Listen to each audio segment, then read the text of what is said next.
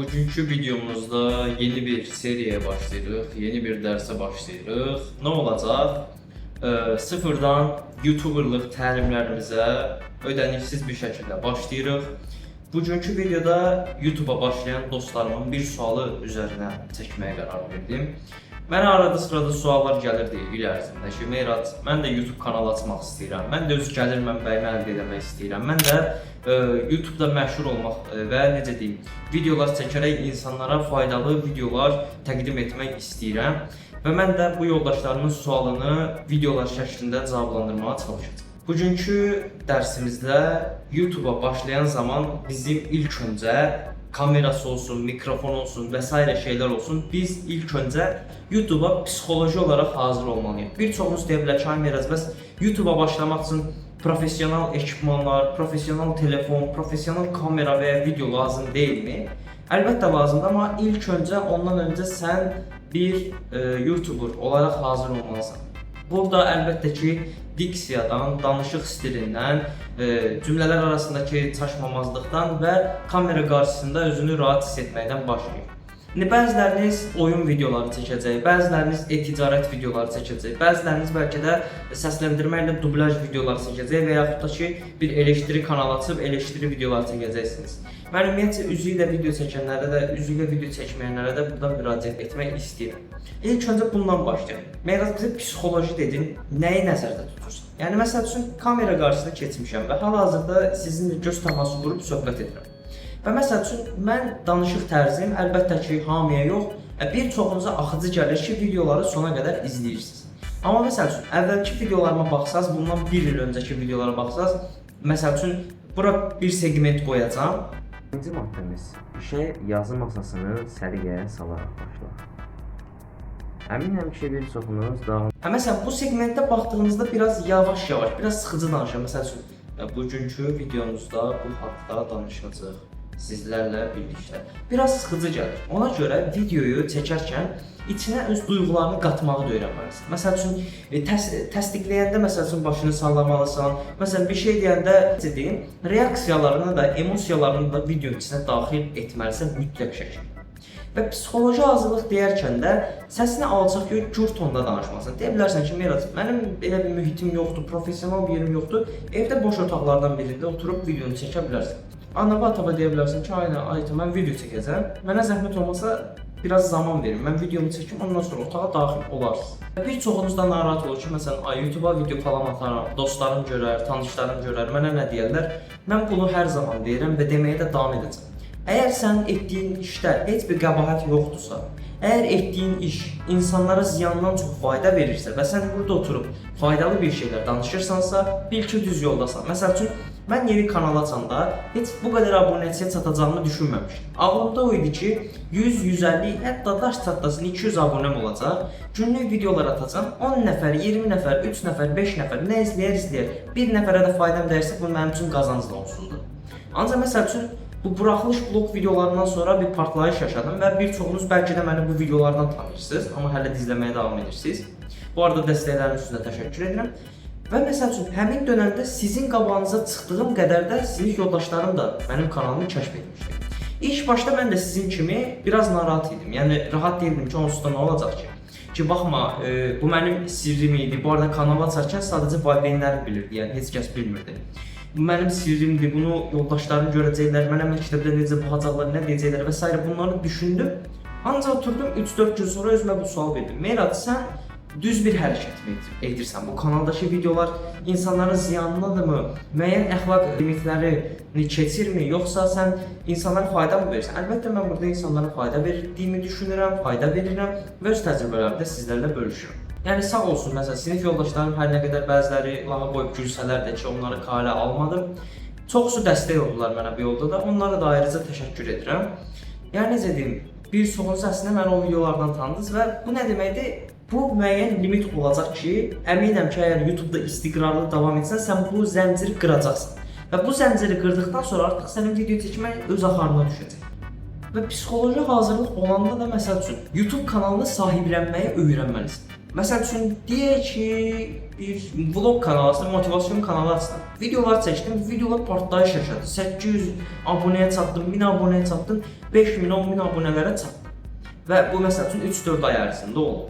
Və sən də məsəl üçün bir dostun gəlir deyir ki, ha, məsəl üçün Meyrat sən kanal açmısan, düzdür? Məsələn sən yox elə belə açmışam falan filan. Belə desən, nə oldu? Sən öz əməyini qiymətləndirmədin və sahiblənmədin. Amma sən orada desəydin ki, hə, belə bir kanalım var. Arada sırada insanlara faydalı olmaq üçün, öz maddi gəlirimi qazanmaq üçün və təcrübələrimi bölüşmək üçün elə belə bir sosial media kanalı açmışam.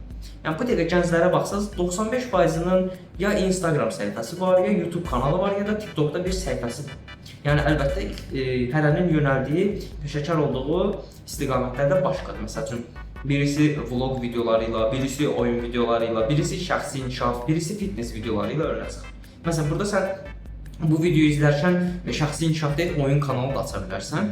Məsəl üçün, oyun təcrübənə əminsən, peşəkar şəkildə oynayırsan və deyirsən ki, tamam, mən də mənimlə bərabər bu oyunu oynayanlar üçün professional bir oyun kanalı açım. Və çalışmalısan ki, klişələşmiş cümlələri yığışdırmalısan. Məsəl üçün, əgər yeni bir video çəkəcəksənsə, salam dostlar, necəsiz deyə başlamalısan. Məsəl üçün, ilk olaraq videonun mövzusundan başlamalısın. Tutaq ki, gəlin sizə bir nümunə verim. Məsəl üçün, bugün idman gedib kürək günü işləyəcəm, məsəl üçün. Bəzilərimiz, məsəl üçün, kürək günü işləyərkən, müəyyən əzələlərdə işləyərkən müəyyən çətinliklər çəkir. Məsəl üçün, nə oldu? Mən kürək günü videosuna mövzunun sualı ilə girişdim. Sanki bir mətn olur qabağınızda, həmin mətni oxuyanda sizə bir giriş verir. Bir spoiler, video haqqında bir spoiler verir. Məsəl üçün, mən videoya girərkən YouTube təlimi çəkəcəyim vaxtda sizə spoiler verdim və siz artıq videonun nə olduğunu anladınız. Amma məsələn, mən videoya belə girsəydim, salam dostlar, necəsiz, nə edirsiniz? Bugün elə belə oturmuşam, video çəkirəm desəniz, deyərsiniz ki, bu adam heç də peşəkar deyil, klişələşmiş cümlələr, məsələn, bunları yığışdırmalısan və video çəkərkən sənin özünə məxsus imzaların olur. Məsəl üçün, videoya girərkən, məsəl üçün, göz qırpıb girə bilərsən videoya və videoya girərkən, məsələn, kameranı belə eləyib videoya girə bilərsən. Ya da mənim kimi sağ olun, salamat qalın eləyib videonu bitirə bilərsən. Yəni, sırf sənə məxsus olan videonun üçün bir imzan olmalıdır. Bu imza mənim imzam olmaq məcburiyyətində deyil, özünə məxsus imzaları həm AI vasitəsilə də digər YouTuberlardan görə bilərsən. Məsələn, mən baxdım, bəzi YouTuberlar videonun sonuna müəyyən piano melodisi çalaraq bitirmişdi bir YouTuber. Məsələn, mən o outronu çox sevdim, yəni videonu çox gözəl bir şəkildə bitirir. Və məsələn, sənin də özünə məxsus bitirmə və başlama stillərin ola bilər. Və məsələn, videoya belə başlayarsan. Və bəli, bu da bizim video sualımız. Və s. başladım və danışdım. Və deyə bilərsin ki, məsəl üçün, Meyraz, bəs üzü ilə video çəkməyənlər nə etməlidir? Əlbəttə ki, diksiya və səsə fikir verməlisən. Əgər sən səsini, məsəl üçün, bugün YouTuberluq təlimini çəkirik sizlərlə, YouTuberluq təlimimizdə sizə kanalı idarə edir. Belə danışsın, əlbəttə heç kəsin marağı gəlməyəcək. Məsəl üçün, mən də oturub bəzən əvvəlki videolarıma nə yalan deyim, arada oturub baxıram ki, Meyraz, burada biraz səhv eləmişik, burada biraz düz eləmişik, burada filan şey əksikdir deyə çox da olmasa arada sırada açıb öz videolarıma baxıram. Məsələn, bundan 1 il, 11 ay öncəki videolara baxanda avqust-sentyabrda məsələn, biraz sıxıcı gəlir, yalan yox, düzdür, məsələn, edit sayəsində qurtara bilmişəm videoları, amma necə deyim, danışma tərzi, videodakı enerji qarşı tərəfə də yansıyır. Məsəl üçün, mən videoya motivasiyalı girsəm, bu videonu izləyən də motivasiya olacaq. Mən videoyu depressiv başlasam, bu videonu izləyən də depressiv olacaq. Bu bir qanundur. Çünki insanlar bir-birinə danışmasa belə onun enerjisini hiss edə bilir.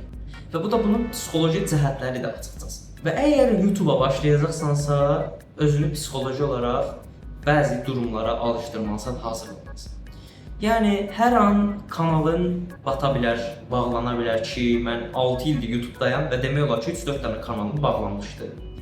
Hər an partlayış yaşayıb məşhur ola bilərsən, bunu özünə hazırlamalısan. Çünki o zaman ətrafının, ailənin reaksiyası necə olacaq, onu da düşünməlisən. Məsəl üçün, sən tutaq ki, ailənin normlarına uyğun olmayan videolar çəkirsən. Məsəl üçün, az-çox anladım. Məsələn, sən o tərs videolar çəkib məşhur olursan və məsələn, məşhur olduqdan sonra ailənin reaksiyası da çox önəmlidir. Məsəl üçün, başqalarının reaksiyaları da çox önəmlidir.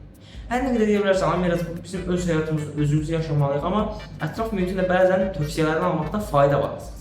Məsələn, mən arada sırada nə yalan deyim, sizlərdən tövsiyə alıb videolarıma tətbiq etməyə çalışıram. Psixolojik olaraq nəyə də hazır olmalısan? YouTube-a hər başlayan illaki məşhur olacaq deyə bir şey yoxdur. Hətta gəl sənə gülməli bir şey də deyim. Mən bu videonu çəkdikdən sonra çox güman 50-60 falan izlənəcək, amma yenə də bu videoyu çəkməyə davam edirəm və hər kəs məşhur olacaq deyə bir şey yoxdur. Hətta sənə maraqlı bir şey deyim. Məsələn, bu dəqiqə kanalıma baxsan deyirsən ki, Miracın 1350-1400 abunəsi var, o rahatca çatdı. İnan mənə, mən iyulda başlamışdım. İyul, avqust, sentyabr, oktyabr, noyabr, dekabr, mən yanvara kimi 150-200 abunə idim. Mənim videolarımı daş çatlasın 50-30 nəfər izləyirdi ya izləmirdi. Hətta ilk 4 ayda mənim sadəcə 50 abunəm vardı. İnana bilirsən, videonun 3 izlənir. Sən yenə də peşəkar edit edib video çəkirsən. Bu da psixolojik olaraq səni hazırlamalı. Məsələn, sən tutaq ki, videonu atdın, ilk video, tamam mı? Atdın. Və videon izləndi 13. Tutaq ki, yan hesablardan girdin, izlədin, anan gil atdın, onlar izlədi, atan izlədi videonu, 13 izləndi. Sən 13 izləndi, mən 15 min gözləyirdim. Yəni YouTube mənlik deyil, çıxıram. Heç kəs 15 minlə başlamır, heç kəs 10 mindən başlamır. Hətta mənim üçün 100 izlənmə qızıl dəyərində bir şey idi o vaxtdan. İndi məsəl üçün mənim üçün o limit yüksəlib 1000 izlənmə olur. Məsələn, hansısa videom 1000 izlənəndə deyirəm ki, tamam, bu videom daha faydalı. Yəni daha da tutdu deyil. Az izlənsə də canım sağ olsun. Ən azından o izləyən 40-50 nəfərdən birinə bir şey öyrədə bilmişəmsə, bu mənim üçün qazancdır şəxsən. Mən bu perspektivdə yanaşıram. Və YouTube videoları çəkərkən nəyə diqqət etməlisən? Sənin tutaq ki, məktəbdə oxuyursansa, dərslərə, universitetdə oxuyursansa da yenə də dərslərə, idmana ayırdığın vaxtın bir qədərində YouTube ayırmalısın. Məsələn, sadəcə tripodu qoyub işığı yandırdım, bıdı danışdım, video olmur. Sənin video üçün xüsusi dəftərin olmalıdır. Düzdür, hər dediyin cümləni oraya yazmalısın, amma ən azından alt başlıqları qeyd etməlisən ki, video çəkəndə eləməyəsən. Və məsələn, video çəkdikdən sonra da xüsusi editlə məşğul olmalısan. Məsəl üçün, video çəkdin, məsələn, arada başını qaşıdın, məsəl üçün, arada bir stəkan su içdin, oranı kəsməyib, eləcə YouTube-da paylaşdın. Məsələn, o biraz peşəkarlığı azaldır. Məsəl üçün, məsələn, editor proqramlarını tarafından, məsələn, CapCut-da pulsuz şəkildə mən istifadə edirdim, indi Pro-dan istifadə edirəm. Məsələn, pulsuz şəkildə də istifadə edə bilərsən. Məsəl üçün, logosunu reklam vasitəsilə silə bilərsən və s. Məsələn, videoda tutaq ki, bir cümləni 2 dəfə dedin, həmin cümləni kəsə bilərsən. Və ya məsəl üçün, dediyim kimi, mən peşəkar editlə məşğul olacam. Məsəl üçün, mən danışdım kitablar haqqında, ekrana məsələn, kitab logosu çıxdı və s. belə bir şəkil çıxdı. Düzdür, hər nə qədər yorucu olsa da, məsələn, işin ən çətin tərəfi edit qismidir. Bunu hər zaman deyirəm. Adicə 10 dəqiqəlik videonu editləmək üçün belə minimum sənə 1 saat vaxt lazımdır, tərtəmiz. Yəni 10 dəqiqə olunacaq iş deyil. Ona görə mən çox zaman maraqsız düşündüyüm videolara edit edirəm ki, izləyicinin diqqətini çəkə bilim. Sən də buna diqqət etməlisən. Bugün YouTube-a başlayanlar üçün YouTube-u necə psixoloji olaraq hazır ola bilərsən? YouTube-a başlayarkən nələrə diqqət yetirmək lazımdır? Biz daha kamera, thumbnail, video formatı, video zamanlarına girmədik. Bizim ilk girəcəyimiz mövzu nə oldu? YouTube-a psixoloji hazırlıq. Və məsələn, deyə bilərsən ki, mənim kamera qarşısında qorxum var və video çəkməyə utanırım. Açdın kameranı belə qoydun, məsəl üçün, hələ ki paylaşmıyorum. Otur, məsəl üçün, nümunə verim, məsəl üçün. Bəlgesel kanalsan və zürafələr haqqında danışırsan. 5 dəqiqə zürafələr uzun boylu heyvanlardır. Əsasən Afrika qitəsində falan yaşayır. Danış və inan ki mənə, sən hər dəfə video çəkdikcə videonun keyfiyyəti də artacaq, video çəkməyə həvəsin də artacaq, plus axıcılığın artacaq. Yəni artıq danışıq kursuna falan getməyə ehtiyac qalmayacaq. Məsələn, toplum qarşısında çıxarkən cümlələri ard-arda deyə biləcəksən. Hətta gülməli bir məqam deyim, hal-hazırda video dəftərim evdə qalıb deyə mən bunları, necə deyim, türklər demişəm, kafamdan danışıram sizə. Yəni bir yerdən oxuduğum falan yoxdur. Yəni əsas yer budur. Yenə dediyim kimi bugünkü videomuz bu qədər idi. Yenə də Meyrac, mən YouTube-a başlayacağam. Əlavə sualların olarsa şərhlər qisminə yaza bilərsən. Çalışdığım qədər cavablandırmağa çalışacağam. Video haqqında düşüncələrin mənə də maraqlı gəlir, onu da şərhlər qismində yaza bilərsən. Və videoyu bəyənməyi, bir də yuxarıdan kanala abunə olmağın mənim əməyimi qiymətləndirmək olardı deyə düşünürəm. İzlədiyin üçün təşəkkür edirəm. Bax, yenə də bu mənə məxsus bir imzadır və sən də tapa bilərsən.